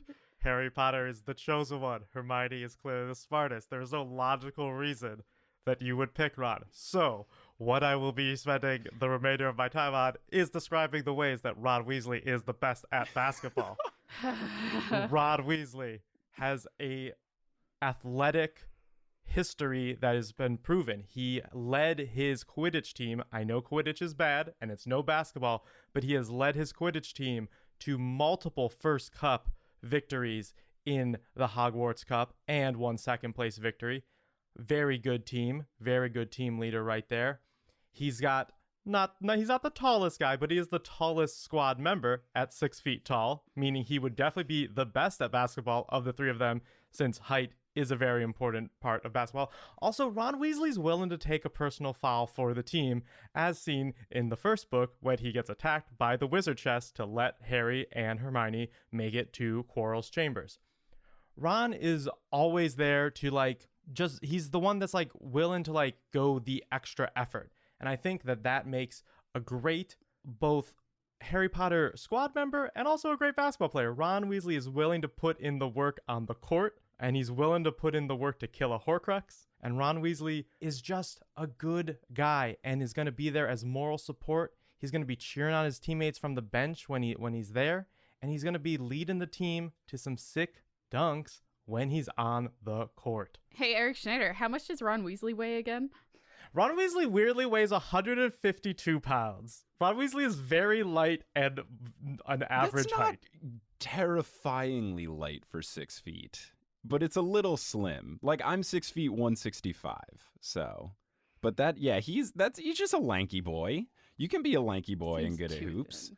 Okay, so now at this point, I need to judge and give on a 3-2-1 scale. So let's start with the 1. Right off the bat, since you admitted defeat, Eric Schneider, you'll be getting a 1 for this round. But I accept it. bonus points are at my disposal, and I like you just throwing caution to the wind in your own podcast format and just saying screw it and going off on a tangent, and a very pandering one at that. So I will be giving you a bonus point so that you are earning 2 points for this round. Yes. It worked. So this next one is very hard because I appreciated both the Hermione evidence and the Harry Potter evidence. So because I'm the judge and I can do what I want, I am going to give 2 points to Hermione, but a bonus point because I appreciate the going above and beyond of finding the new evidence and not just taking things from before and taking that next step. So I appreciate that. And then the number 3 marks is going to Julie for the Harry. I really just appreciated logically that you drew from a lot of different parts. So you had factual stuff in the books, some stuff outside the books that they don't really talk about as much, things that are on Pottermore, his wand, Patronus, stuff like that. So I appreciated just the breadth of the argument there. So to recap, right now we've got Schneider with 2 and Amanda and Julia with 3 each. Good work, squad. With the first segment in the bag, we are now moving on to Heart. So Heart is pathos. Pathos is an appeal to emotion, and it's a way of convincing an audience of an argument by creating an emotional response. So to kick it off with emotion, I want to start with someone that I think could be the most emotional. So let's start with Eric Schneider to discuss Ron and why pathologically he is the best choice. You have 2 minutes on the clock, and your time starts now. I'd like to thank Julia for what she said in her opening statement, because it's something that I was thinking about as well, in that I think each of our characters kind of represent a different head, heart, gut. I think it is quite obvious that Ron is the heart of this group. Ron is the glue that holds the squad together in a lot of ways. He, although sometimes has some quarrels and some fights with other members, he always brings it back together, and I think that's displayed in the final book, where once he is far away from the influence of the Horcrux, he does come back. I also think that with Ron, you have the starting point of the greater family that the squad is a part of. Hermione obviously has human parents and does not have any wizard friends. Harry, obviously, his entire family has passed away and been murdered. Ron is the entry point to the larger family that Harry joins through the Weasleys and that Hermione spends a lot of time with, obviously, also by literally marrying Ron at the end of the books. But that entire group is the heart of this. The Weasleys are as much an influential and important part of Hermione and Harry's life as anybody else is in the books. And I think that Ron being the Weasley representative is a significant part of that. And I think that it gives a large family meaning to these books. I think that that's where they get their found family, and I think Ron is the representative of that. And I think that he often grounds Harry and Hermione. I think that he helps them when he needs to. He is the one wizard that was raised a wizard, and he helps them when he needs to in the ways that he can. And he You can finish your sentence if you want. I'll allow it. And he creates the family. He is the progenitor of the larger squad outside of the tree. Awesome. Thank you. I love that you used the word progenitor, assuming I know what that means. Joke's on you, dweeb. So with that and notes taken on it, we're going to move on to, let's go with Julia for Harry and why, heart-wise, he is the best. So we've got 2 minutes on the clock, Julia, and your time starts now. Everything about the Harry Potter series points to the fact that Harry Potter should not be a good person. Harry Potter is raised in a really abusive, shitty household. He has every opportunity to be put into a position where he, in receiving magic, can get revenge on his abusers. And we see that similarly when you compare it to Tom Riddle being raised in the orphanage and using that power that he receives in order to, take it out on other people. But Harry does not become that. And Harry does not become that because he is open to the idea of friendship and opening his heart to the people in his life. And I think that one of the best examples of Harry opening himself up to people, not only just in like creating the friendship with Ron and Hermione, but in the fact that he becomes the teacher for the DA in Order of the Phoenix. And I think that not only is Harry an extremely charismatic person, much like Tom Riddle was, but Harry Potter uses that for good rather than evil. He doesn't manipulate the people around him. He teaches them like skills that they weren't able to learn under like actual educators. And you can make the argument that, you know, none of the Defense Against the Dark Arts teacher besides Remus were particularly good, but at the same time, like, they're learning stuff that is way beyond their education level. They're learning things that are like come from the heart. Like literally the Patronus spell comes from like good memories and like happy thoughts. And I think that Harry is kind of embodied in that idea that he can teach other people how to look into their hearts and create something physical from that. Okay, that's just about 2 minutes. Sweet. Thank you so much All for right, that sweet. argument. So, now, I think it's really hard to create a child army without any manipulation. That's just me. Okay, hold on. I also will say that this is another instance where my opponents here were like, hey, you didn't mention Harry's shitty childhood at all. It's like, don't worry, I got you. yeah, it's a rough one for HP. All right, so finally, hard argument. We turn to Amanda to discuss Hermione. There are 2 minutes on the clock, and your time starts now. So this is really an argument from my heart, because all of us, I think, identify with different members of the squad. That's one of the reasons why the books are so compelling, because a lot of us, as Julia pointed out, you know, you can see different aspects of a personality in each of these people. But for me, like, Hermione is it. And as a kid, my mom got me a Hermione doll when I was 5, and it's on the board now at the Multitude office, and I see it every morning when I turn the lights on, because Hermione for me is like, it's the aspirational version of you. And for Hermione to be an inspiration to like nerdy girls everywhere, she proves that you can be brainy and badass. Like, you can care about grades, but also be like so much and so overachieving and so overbearing and still be a good friend and have good friends. You can date, like, you can be valuable, not just for what you know, but for who you are. And particularly for Hermione to be friends with someone popular like Harry, which, to Julia's point, like, the book proves that he is like so popular from a baby. He's lauded. When he gets to the school, everyone wants to suck up to him.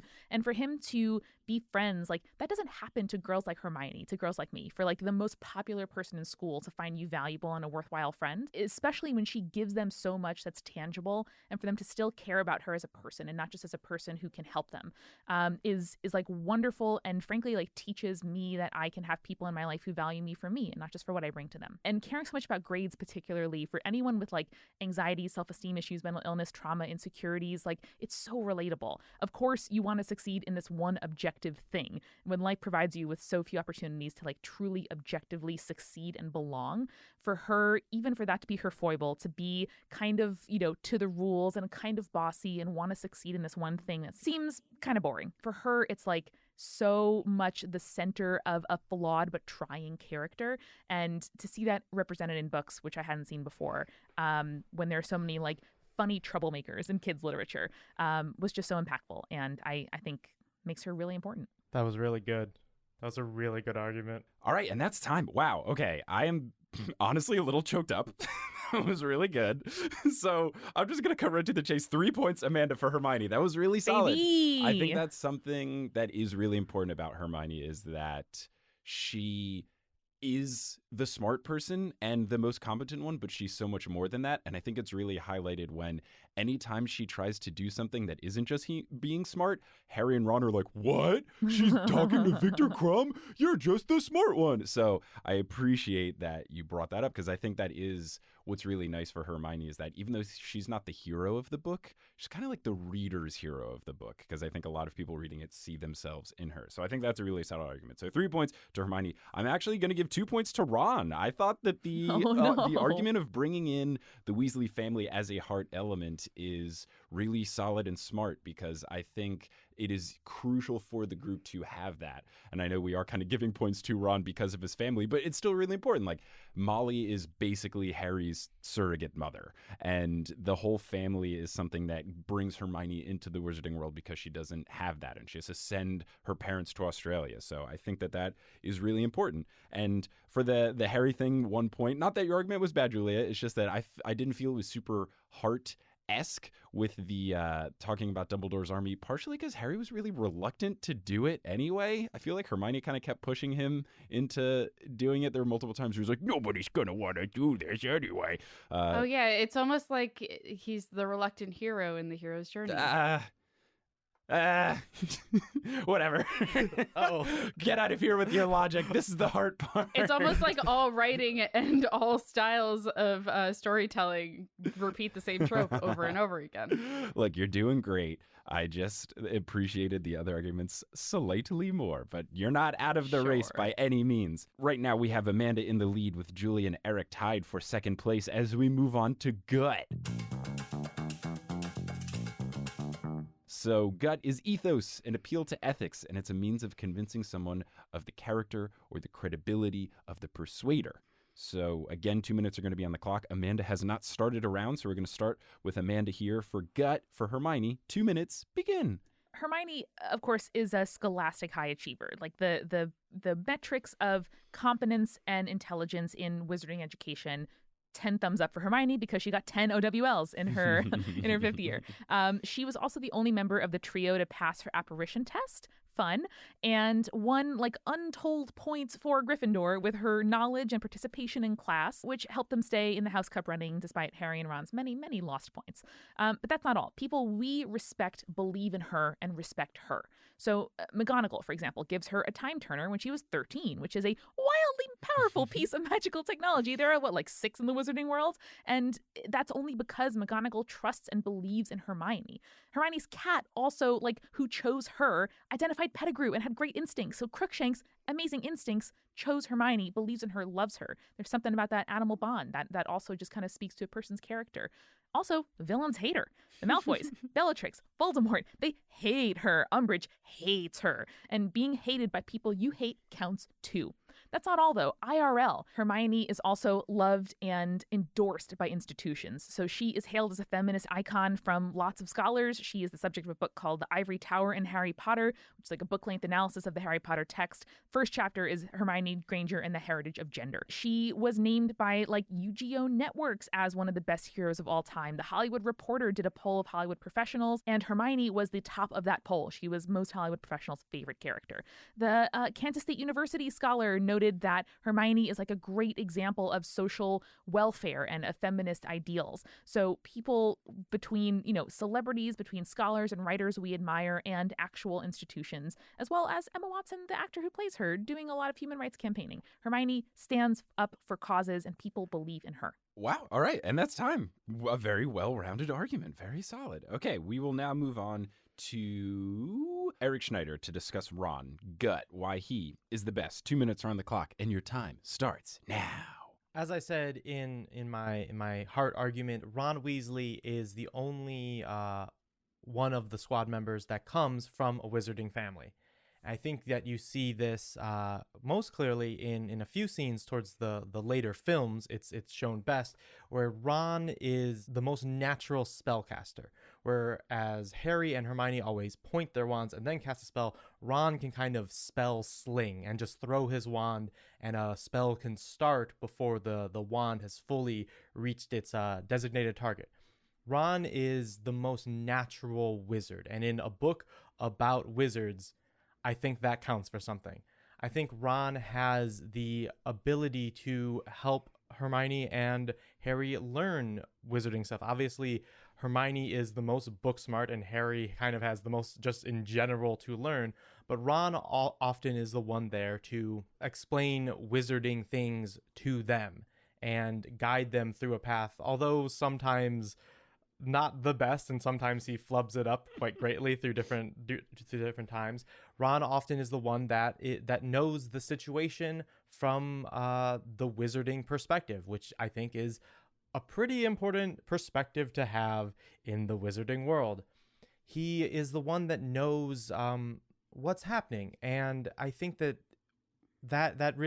means something. I think that Ron knowing this world says a lot about his credentials and makes him a very valuable member of the squad. Him knowing these things is helpful. Hermione knowing how to educate herself and Ron and Harry about those things is also extremely important. And Harry being possibly the most powerful wizard of the three of them and having this destiny thrust upon them that makes the two of them need those things is also important. But I think Ron being a guide to the other two is key. Great. Thank you so much for your argument, Eric Schneider. Finally, we turn to Julia Schaffini with 2 minutes on the clock to talk about gut-wise why Harry Potter's best. 2 minutes and your time starts now. I'm going to start with a quote from J.K. Rowling and a short version of that. And it's that Harry Potter is ultimately human struggling to do the right thing, which I think is pretty admirable. And I think when it comes down to it, I think Harry speaks to me from a gut perspective because I think he's an extremely relatable character. Despite all of the wild things that are happening to him throughout the book series, he is going through all of this chosen one stuff. But at the end of the day, he's just a teenage boy. And I think that when it comes down to it, like, I don't have to tell you about the sassiness of Harry Potter, Mike Schubert. And I know that that's a very, very important thing to you. But at the end of the day, like, I have felt that, like, internal rage that Harry feels during most of Prisoner of Azkaban. I've had that weird feeling of envy that I couldn't quite place as he discovers his own feelings about Ginny. I think that Harry Potter, at the end of the day, from a book perspective, is most relatable because we see the most out of him and we see the internal workings of him and we understand, oh, okay, he's making bad decisions, but didn't we all make bad decisions when we were his age? It's so much easier for us to look at his decisions from the perspective of 2020 hindsight and not be able to be like, oh, well, obviously I would have not hurt this person's feelings the way that Harry did, or I would have, chosen to do this. But Harry Potter is just a person who makes mistakes. He's not the chosen one in the sense that he is perfect and knows everything. Harry Potter is the chosen one in that he was thrust into a circumstance of fate. And I think that in a lot of ways that makes Harry much more relatable to us than he, seems from a surface perspective. All right. And that is time. Wonderful. Okay. So going into my judges' chambers. All right. We're going to start 1 point to Ron. Sorry, Eric. I just didn't really feel it. Mainly the part was that you said he helps explain things, but every time he explains wizarding stuff to Hermione and sometimes Harry, he always mansplains it in a way that's not fun. Like, oh, Hermione, you don't know about Tales of Beedle the Bard? What, were you raised by muggles? Yes. So I'm... So we're going to give 1 point there. I will give 2 points to Hermione for gut. I thought it was a very solid argument. But I'm giving 3 to Harry just because I thought that was a really solid argument. I think Julie brought up a really good point about him being relatable in a different way. I think Hermione is relatable in the people reading these books see ourselves in them, but then also Harry, and he does have the advantage that he's the narrator. You can hear his thoughts or the narrator's interpretation of them. You can understand some stuff, and I think ultimately by the end of the series you get the realization that Harry's been through a lot and he's going through a lot, and it's okay to make mistakes and have shortcomings, and he's at such a young age being asked to do a lot. So I think that's a really good argument to make there. So that brings us to the end of the main portion, but now we're getting into my favorite part, which is cross-examination. There are no direct points awarded, but I will be dishing out some bonus points here, and you all know me very well. The spicier this section is, the better. The most spice that you can bring to this cross-examination will earn you some bonus points. As we stand right now, Amanda is in the lead with Julia in second and Eric in the bronze medal position. So for... What's my spread? Bronze, How many like points bronze behind me? hair. We've got Amanda has 8, Julia has 7, Eric has 5 points. So each contestant will have the opportunity to ask one of their competitors a question about their choice in this cross-examination round. So I'm going to pick someone to start. They will decide who they're asking, and then you'll have a minute to ask the question, and then that person is able to respond. So I am going to start with Eric, since he is in third place. You're not losing, you're just in third out of 3. Eric, you get to pick someone to ask a question and ask it for a minute. I will ask Amanda a question. 1 minute is on the clock. And we talked about this a bit on the main episodes, but I think I'll have you re-examine the issue that I had in front of our judge. Hermione brainwashes her parents without telling them. She doesn't say, "Hey, there's a lot of like they know wizarding stuff. They know that she is a witch. They know about this world." She does not go home and go, "Hey, there's some really bad stuff happening. I have magically sent you to Australia." She sneaks into the house while they're watching TV, casts a spell on them, erasing all memory of their lovely daughter and their entire lives, and makes them, like, I don't buy a plane ticket to Australia. I don't know exactly how they get there. This seems like an extreme way to go about this, because Hermione still technically knows where her parents are. The Death Eaters can, like, if they get a hold of Hermione, they can still figure out where her parents are if they really want to harm her that way. It just seems like such an overreaction and such an illogical move for Hermione to make. Why do you think Hermione does this? That was exactly 1 minute. Perfect. Amanda, your response. I think Hermione does that not because she cannot, like, she could be compromised and know where her parents are, but because she knows that her parents love her enough that she doesn't trust them not to get in touch with her. Like, she doesn't trust them necessarily if she goes missing for months at a time, not to want to come and find out or to take the threat not as seriously as she knows it should be taken. I would argue that she kind of learned from the circumstances around her. She saw the way that Harry's family just completely, like, neglected or underestimated the amount of threats that are happening in the wizarding world. She saw in book 5 how the Muggle Prime Minister has absolutely nothing taking seriously, and the wizarding government even not taking this threat seriously, such that they were compromised. So I believe that she thought that that was the most logical solution, because she had the most to lose and her parents had the most to gain, where, like, maybe she would lose her parents if they got killed in the crossfire in a wizarding war, but at least this way she loses her parents, but her parents keep their life. And listen, it might not be the choice I or any of us would make in this situation, but I would say that Hermione was being thorough. She was being careful. She was being, like, taking the problem to the very end and doing the solution that had to be made. And those are all qualities that, while they are extreme in the situation, it was also an extreme situation in wartime. And I think they represent, at the end of the day, qualities that make Hermione outstanding. Okay. I am going to purposely be mum about the bonus points that have been awarded in this section, so there's more suspense at the end, but more than 1 point was awarded. Oh. Ooh. Oh, boy. But I will say that was a Oh, good question. boy. That was a good response. That is something that I've always found buck wild. Why didn't she just tell them before she did it? Even the Men in Black sometimes let them know that they're going to flash the memories before they do it. I don't get why it had to be secret. So, Amanda, since you were just asked that question, I will now give you the floor for the opportunity to ask someone a question. You have 1 minute to do so. Who will you be asking? I will be asking Julia a question. Okay. Shocker. Which is, Julia, I would love for you to tell me specifically how Harry would have survived each of the books without Hermione in his life. I'm going to share with you the list that I made earlier of all of the ways that Harry kept Hermione, or that Hermione kept Harry alive, excuse me. So that is my list. I put it to you in Slack. Cool. I'm not entirely sure that I will have a full the amount of time. You're welcome to go in, like, reverse order, or, like, in order of seriousness. Specifically, I'd love to know how he would have survived book 7 and also book 1 without Hermione. So you can choose the ones that you feel you're going to make the strongest argument for, because Hermione's all for equal opportunity, and I don't want to put you at a disadvantage. So for Fluffy, Hagrid revealed that to them. Cool. Don't really have an answer for the logic puzzle. I think Harry probably could have figured it out eventually. He's not entirely stupid.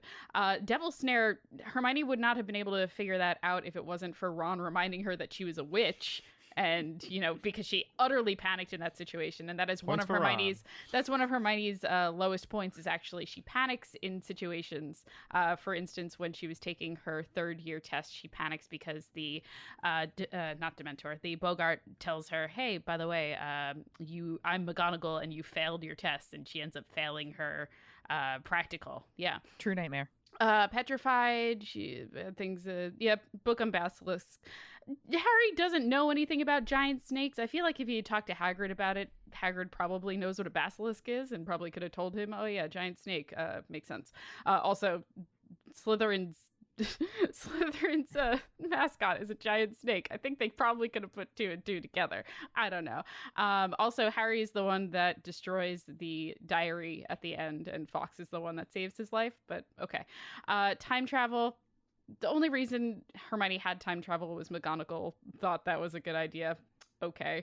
I think that, the situation probably would have been different if, Hermione wasn't there in the Shrieking Shack, and probably, I don't know, like she also almost dies herself during the instance with the Dementors at the lake. So actually Harry saves her rather than Hermione saving Sirius and Buckbeak. Yeah, Harry could have probably taught himself most of the Triwizard Challenge stuff. I don't know. Hermione didn't really have a huge step in that. DA from being broken up via coin. That's true. She does have the coins that, had all the when we're meeting and where kind of thing. It's more of a thing of subterfuge than anything. Luring Umbridge to the Forbidden Forest and having her abducted by centaurs. Didn't Hermione lure her out there but didn't really have a plan? She just wanted to get them away from the castle. The first time she wanted to have her see Grop, and then Grop had disappeared, and then the centaurs find them. So Umbridge kind of got herself into that mess. Stopping Nott from killing Harry, sure. Any of the other 6 people that were there could have also probably done that. Suspicious of the Half-Blood Prince, so is Ginny. And then Beetle and the Bard. Ron knew most of the stories from Beetle and the Bard already because he grew up in the wizarding world. Bigger on the inside bag to carry their supplies. Technology that pretty much anyone could have done. We see that with the tent at the Goblet of Fire. Saves him from disfiguring the face. Yeah, that was one instance of Hermione acting quick on her feet. Good job, Hermione. And then destroying the Cup Horcrux. That was their plan all along, and they could have gone about doing it either way. Okay, great. I've taken note. Cool. Thank you. Bonus points have been awarded. You're and welcome. Finally now, Julia, you get to ask someone a question, and you have a minute to ask that question. Ooh, I'm trying to think how spicy I want to go. Hey, Amanda, remember avoid the how spice. remember how Hermione kept a woman in a jar for months on end and then blackmailed her? That was the other war crime I was going to discuss. Yeah, there's some bad ones. Hermione's a very vindictive person. She goes about cursing the parchment that the DA signed their things on to permanently scar the character who I can't remember, whose mom worked for the Ministry and sold them out. She kept Rita Skeeter in a jar. It's wild to me that you can talk about the ethics of Hermione and not mention the fact that she kidnapped a woman because she was writing mean articles about Harry Potter and spying on them. Yeah, she did.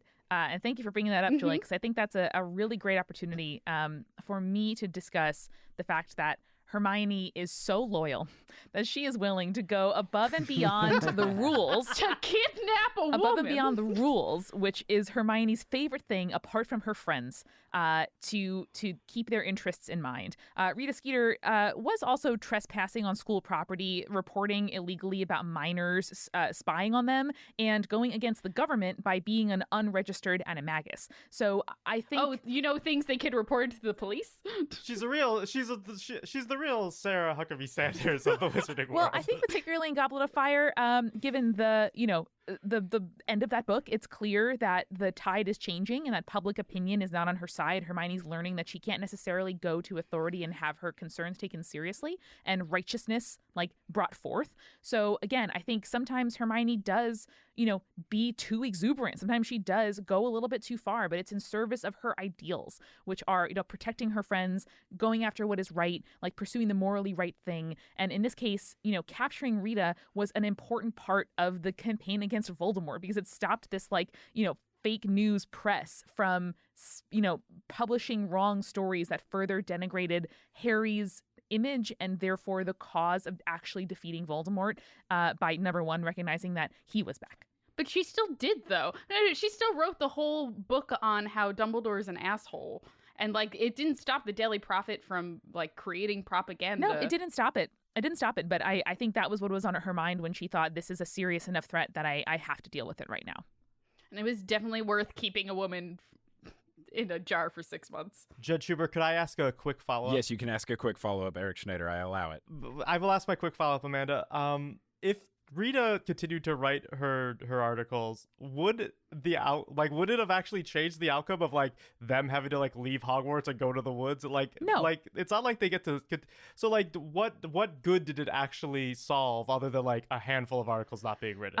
I don't think it ended up having a huge impact. What I was talking about, and I'm sorry if I expressed myself improperly, was more Hermione's motivation and why she thought it was a serious enough threat to do that kind kind of serious consequence.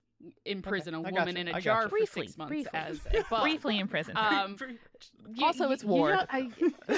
Amanda, you've read the Animorph series, right?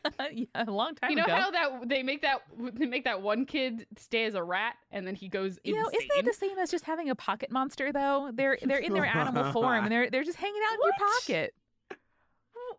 Yeah, but the person chooses to do that. Listen, I'm not saying Hermione is the best because she always acts with proper force and magnitude and righteousness. I'm saying she's the best because she has the drive, the ambition, and the skills to like go after the thing that she thinks is right, which more often than not is what the reader thinks is right. That's just like villain logic. That's extreme villain logic. Julia, per your point, I think it is a fine line. And I think the point of Harry Potter is people put in extreme situations and just make the best choices they can. And sometimes it goes right, sometimes it goes wrong. Thank you for asking me that question, my esteemed opponent. Sure. Okay. That brings the cross-examination to a conclusion. I've tallied my points. I've gone unconventional. Fractions of points were divvied out. Oh, shit. I will say everybody did get 1 full point for the spiciness of their question. Every question was spicy, Excellent. which made me very happy. And then, depending on strength of response, I doled out some partial points as well. I also gave Eric a point for making a Sarah Huckabee Sanders joke, because she sucks. Thank you. So, at the end of this judge round of Harry Potter, who's the best in the squad, we have our final tallies. And in third place with 7.75 points, we have Eric Schneider representing Ron Weasley. You had a strong cross-examination round, but you started a bit in the hole there. I will say, strong stuff. Ron is easily the hardest to pick. Here, I appreciate you, Eric, always going with some of the harder selections, such as Yellow the color and Ron the human. The yellow of the of the trio here. But a valiant effort, but just a bit short there. I'll take it. I mean, I like taking the hard things. I think that as the person who does the research on the show, it is my lot to bear to always or often take one of the harder options. I didn't do that with Captain America, obviously, but also I was the last to pick, and I chose Captain America after you and Brandon had picked. So I'm happy with that. I think I defended Ron to the best of my ability, and I'm glad with the score I got. I got a 3, which honestly I was expecting 1s and 2s all the way through. So I'm very, very happy with the outcome. Yeah, I think Proud if of we you, were bud. playing golf, and in golf you get a handicap based on your normal score kind of thing, I feel like you should be given some sort of net addition for taking on Ron. I think if we were doing a net scoring system versus a gross scoring system, you might have come out on top. But yes, good effort. Second place with 8.5 points, we have Julia Schaffini representing Harry Potter. Again, strong in the cross-examination, but Amanda had a bit of an edge going in. I thought you did great work, but Hermione's just really hard not to pick here. Amanda ended up winning this Triwizard Tournament of sorts, the head, the heart, and the gut, with 10 points for Hermione Granger. Just a solid, well-rounded argument. And I think, much like Ron is a hard one to argue, I think Hermione is a clear choice. I give credit to you other two for picking the inferior options going in. I didn't want to be biased, but Amanda still laid down a very solid argument, and I think that she has proven logically, ethos, heart, gut, head, cross-examination, spice, everything was in there. It was a fully encompassing argument to say why Hermione is the best of the three and why the books should have been about her anyway. I think much like the squad itself, I am nothing without my fellow spirits squad, and this argument is nothing without the context of my fellow competitors' arguments. So I think this is a team victory here. So magnanimous. I want to say this was I'm very proud of everyone. I think everyone brought really good stuff to the table here, and it was not a landslide by any means. Everything was really solid, and as the Harry Potter buff of multitude. You've definitely read the books most recently. I think that is without doubt, Mike. I've not read them the most times, but the most recently and the most annoyingly. And also the slowest, like, and with the most, like, Concentration. Attention to detail. and I mean slowest in like a good way. Close Like you reading. read in Yes. depthly. Like you really spent some time in those books. Thank you. I did. I mean, every time I read them, people would first ask, why did it take you so long? Well, I'm also making a podcast and I don't read ahead. But then also, reading them with what I've done for the show, it's not leisurely. I take so many notes. I haven't read a book for pleasure in like 4 years. So I'm really excited now to start doing that again. But yeah, thanks for having me, everyone. This was very fun. I also want to say this felt like the kindest episode of Head Heart Gut so far. It did feel like we were all quite pleasant with each other. Even Yeah. our spicy questions were spicy, but like not aggressive. Right. Yeah, only be yelling 6 months as a beetle. much like Hermione, I can't really believe I have friends. So I'm happy to give up this victory if anyone needs it in order to continue to be my friend. But thank you. Well, I'll take it. Thank you then. for no, I give it haven't to won one Eric. of these yet. we can put Spirit's team as the victory on this one, I think. Yes, it was very Aw. good. We're all winners here. But And especially those members of the multi-crew whose support makes this show possible and who listen along with us and make us feel like, we're doing these arguments not just for and at each other, but with others. yes, shout out to the multi-crew forever. You make our hearts smile and our lights stay on, which is very important. So, again, in conclusion, we have our winner, Amanda McLaughlin, who represented Hermione Granger and successfully argued why she is the greatest of the squad. Another one is in the books. But Head Heart Gut continues, and next time we debate which utensil is the best. That's right, fork, knife, spoon, with the cast of Join the Party. I'm really excited we've done the Spirits one and now the Join the Party one. When's the Potterless cast one, where it's just Is it me you? arguing with myself 3 Yes. times? That would be really fun. Yeah. Or, we could do like me, Kelly, and Dottie James or something. But yes, with the cast of Join the Party, they will be arguing, and I'm glad that Spork didn't get in there, or even Cusspork, because then it just would have been unfair. So that'll be very fun. But until we get to that episode, remember, your friends are wrong, and you're correct.